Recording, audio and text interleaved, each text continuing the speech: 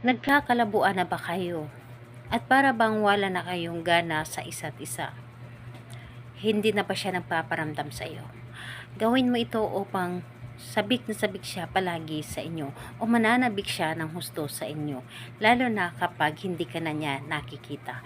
Hello mga guys, kumusta kayo? Panibagong araw, panibagong video na naman tayo, and sa araw na ito ay isa na namang video ang aking tuturo sa inyo na simpleng gabay o simpleng pamamaraan na makakatulong sa atin. At bago ang lahat, gusto ko lang mag-disclaimer sa mga taong hindi naniniwala at hindi gusto ang mga kagaya nitong video. Please skip this video and maghanap kayo ng videos na gustong gusto nyo, dahil ang video na ito ay para lamang ito sa mga taong naniniwala and gusto mag-try.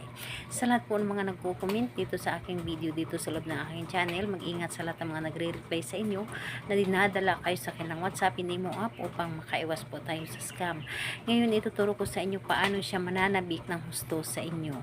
So dito po ay pwede mo itong gawin sa parehas ng kasarian, babae ito babae, lalaki ito lalaki, and siyempre naman sa ating babae at lalaki na mag-partner, and pwede mo itong gawin kahit na kayo ay magkalapit at magka-LDR sa isa't isa, or kahit na kayo ay nagkakahiwalay na. So dito po is kailangan natin ang ating gagamitin. Kailangan mo lamang dito maghanda ng ganitong lalagyan. So maliit lamang na lalagyan, and kailangan mo lang din dito ng isang maliit na butil na bawang. Kailangan mo lang din dito ng isang maliit na pirasong papel, at syempre panulat.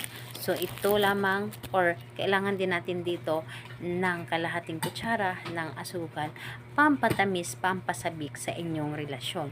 So kapag ready na, kailangan mo lang din dito syempre i-ready ang inyong sarili. Kailangan na handa ka and alam mo sa iyong sarili na gustong gusto mo itong gawin at hindi ka nagdududa, and syempre buo dapat ang inyong tiwala dito sa inyong paggawa ng isang ritual. So kapag ready na ay pwede mo na itong umpisahan.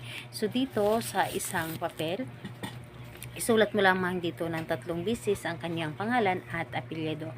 So 3 beses mo siya isulat dito sa harapan yung pangalan niya at apelyido, and kapag naisulat mo na dito ng 3 beses yung kanyang pangalan, isulat mo din dito sa likod yung inyong nais. Halimbawa ay sobra kang mananabik sa akin, sobra kang mananabik sa pagmamahal sa akin, at gusto mo akong laging makasama o makikita. Sabik na sabik ka na makita ako. So yun ang isulat mo dito, or kung ano pa man ang gusto mong idagdag ay isulat mo lang din dito. So pagkatapos mo siyang isulat, ang gagawin mo dito sa papel, so ilagay mo lamang din dito sa lalagyan na inihanda mo.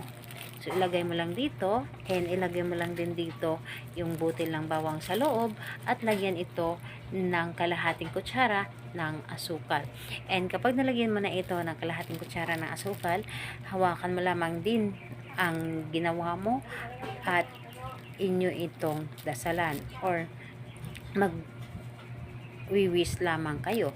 Halimbawa ay sabihin mo dito sa pamamagitan nito, ikaw, pangalan at apelyido na inyong target ay sabihin ninyo, at sobra kang mananabik sa akin, mananabik ka na makasama ako, mananabik ka na makita ako, mananabik ka sa pagmamahal mo sa akin.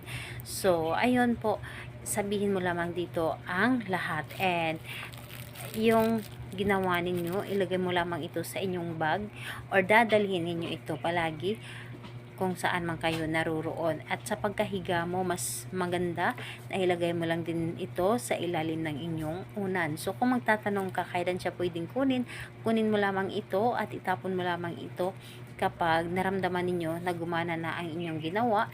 And ayun po, gawin ito sa kahit anong araw naman pwede, basta nanggagaling sa inyong puso ang paggawa nito at positive kang tao. So ayun po, salamat po sa inyo. Bye bye everyone. God bless us all.